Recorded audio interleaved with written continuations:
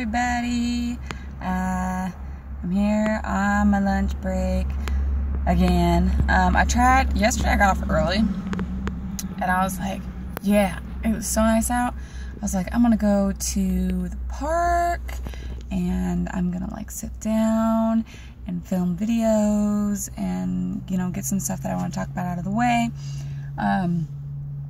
Because I got off at like noon and it was great outside, and it was nice to just have some time by myself and I could go take my book and read and stuff. Well, okay, I go to my favorite park, which is, it's kind of like you have to get on the freeway and you have to drive like 10-15 minutes, and it's in the middle of the desert. It's like an oasis almost. It's like full of trees and there's a big old lake. There's lots of geese and ducks and stuff. Well, I drove all the way out there and it was closed. Damn it. So I turn around and I go to the city park, which I really didn't want to go to because I wanted kind of peace and quiet, and the one that's out of the way most people don't drive to because, you know, it's out of the way. So I went to go to the city park because I had to, and guess what? City park's closed too!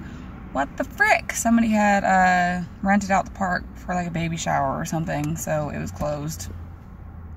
So that was like the universe's way of telling me you ain't going to the park today. So I didn't film a video yesterday, so I'm filming today instead. Sorry about that. I know y'all don't care anyways, so you can deal with a little bit less video spamming. So I've been reading my book, this one,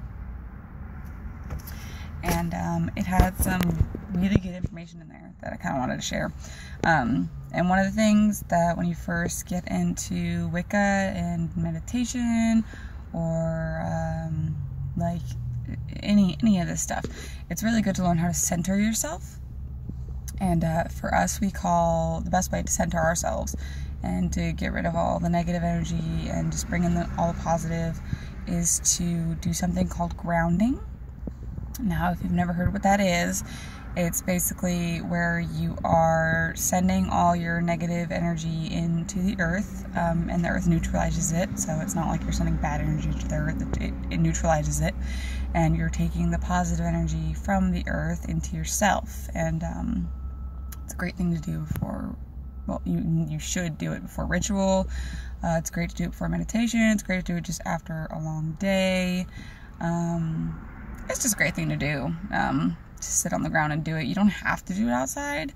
As long as you can visualize in your mind's eye, you know, the earth underneath you, that's fine, but it's preferable to do it outside. And the book explained a really good way to do it that I hadn't even really thought about before. The way I just did it was just sit on the floor and kind of just feel the energy releasing from me and then feeling it coming back into me.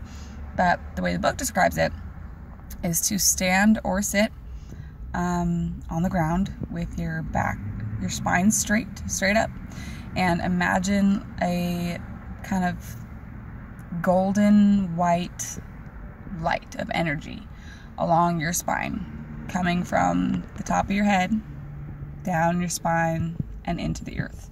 And when it goes into the earth, it just branches out kind of like a tree, like you're a tree, like you just branch out into the earth.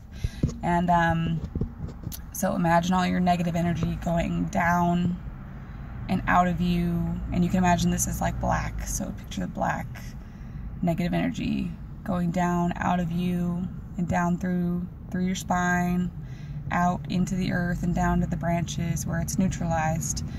And envision this happening. Take your time, and then back again, envision pulling the golden white light energy of the earth's energy out, up through the branches, up through your tailbone, through your spine, all the way up into your head, go through your body, through your arms, your legs, and just feel the energy embrace you and embrace it.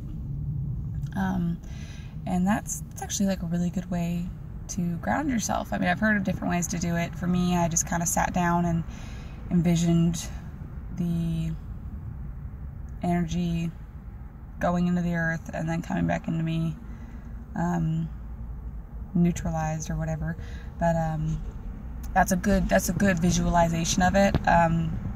it puts it into better words in the book. That's just paraphrasing. I'm not going to go and read the whole chapter, but it actually puts it out for you to where you can whatchamacallit, you can like videotape yourself, your voice. They have it written out so you can videotape your voice saying it. So it's kind of like one of those like meditation things, but you could do it yourself. And it tells you where to pause at, so you can sit there and take a breath, you know, breathe. And it continues on, and it says pause, you know, so you'd stop talking, let yourself breathe, do this, you know. It's really cool. So y'all should really pick up a copy of this book because I like it so far. It's Wicca for Beginners by Thea Sabin. I think it's just Wicca for Beginners. Yeah, Wicca for Beginners by Thea Sabin. Pick it up. I've been reading it. It's really good. Fundamentals and Philosophy and Practice of Wicca for Beginners. And yeah, so that's kind of what I want to talk about, is grounding and what that is. And it's pretty much just getting rid of all the energy from the same kind of thing I do with my cleansing baths that I do. It's kind of the same thing, except you're not submerging yourself in water. You could just do this outside, or you can do it if you live on a house that touches the floor. You can do it through the floor too. That's fine. You just need to be on the ground. I live in an apartment, and I have a hard time being able to visualize I'm on top floor. There's people and space between me and the earth. So I have a hard time in visualizing that myself. I need to go outside and do it. That's why I tend to do my cleansing baths instead of grounding. And I think it's a similar thing. I do envision all the negative energy flowing out of me, and as the music's going and the incense is going, and if I've got sage going, I let all the positive vibes and feelings of the goddess and stuff come into me, and so it's the same kind of idea-ish, but grounding is something you should definitely do before ritual.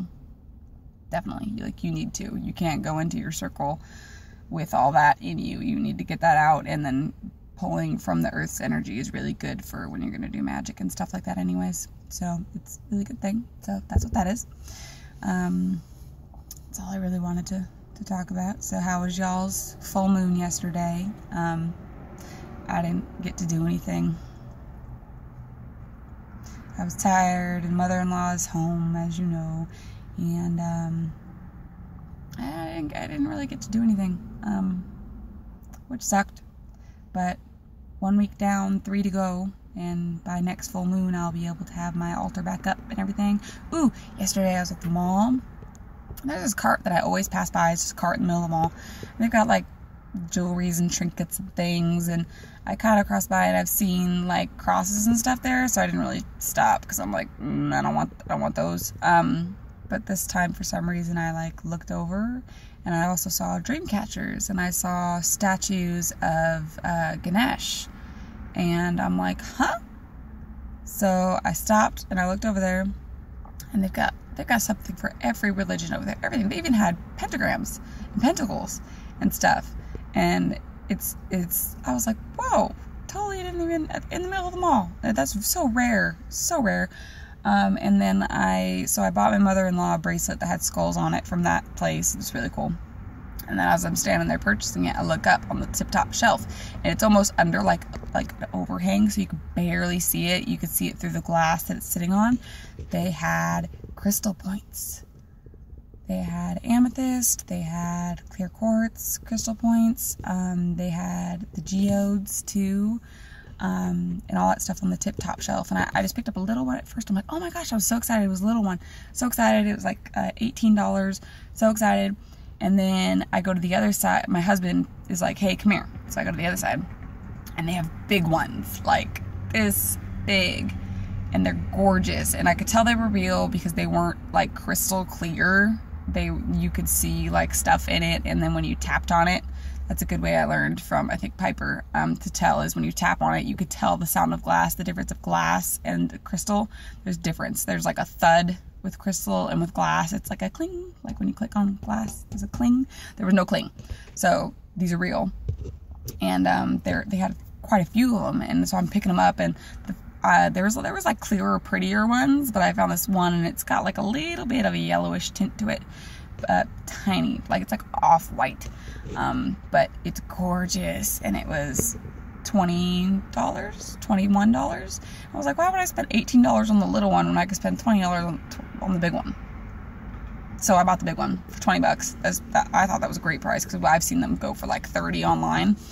And in like witchy stores and stuff, they go for a lot of money, like $35, $40. So I was so excited about that. So next time when I get my altar back up, I'll have gone to the witchy store again by then too, so I'll have new stuff to show you. So yeah, I'll show you all that, because I was so excited. It's beautiful, absolutely beautiful. It's my first crystal point, and it's huge, and it's gorgeous, and it fits perfectly on my altar, and I'm so excited. Next time I go to the mall, I'm buying the amethyst one too. It's smaller. They didn't have a big amethyst, they had a small amethyst one, and they also had one that had all the chakras on it. I thought that was so cool. But yeah, anyways, my lunch is almost over. That's all I had to say today.